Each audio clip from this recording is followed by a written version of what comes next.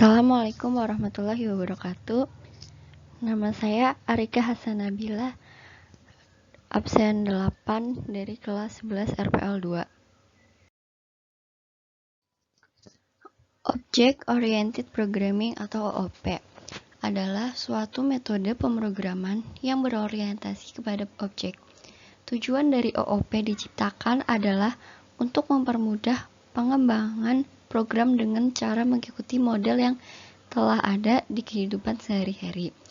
Jadi, setiap bagian dari suatu permasalahan adalah objek. Nah, objek itu sendiri merupakan gabungan dari beberapa objek yang lebih kecil lagi.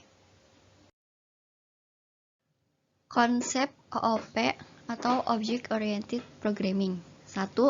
Abstraction atau abstrak.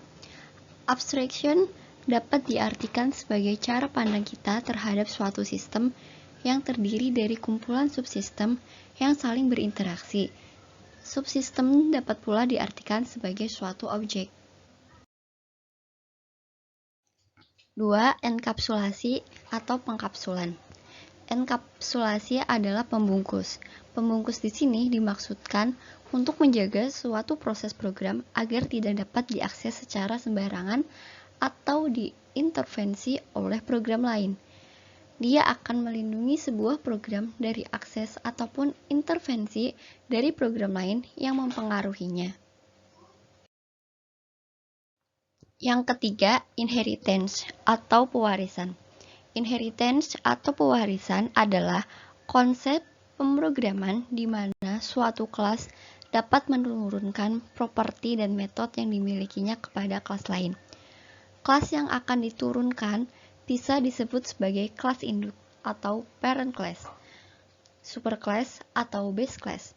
Sedangkan kelas yang menerima penurunan bisa disebut dengan kelas anak atau child class, subclass, derived class, atau heir class. Tidak semua properti dan metode dari kelas induk akan diturunkan. Properti dan metode dengan hak akses privat tidak akan diturunkan kepada kelas anak. Hanya properti dan metode dengan hak akses protected dan public saja bisa diakses dari kelas anak. Lalu yang keempat adalah polymorphism. Polymorphisme adalah kemampuan suatu objek untuk mempunyai lebih dari satu bentuk. Polymorphisme tidak bergantung kepada pemanggilan subrutin. Metode tertentu yang berhubungan dengan sebuah pengiriman pesan tergantung kepada objek tertentu di mana pesan tersebut dikirim. Jadi, kesimpulannya adalah OOP melihat sebuah program sebagai sebuah objek yang memiliki atribut dan metode. Setiap objek tentu memiliki atribut dan metode yang berbeda, sehingga mudah dalam membedakan objek yang satu dengan yang lain.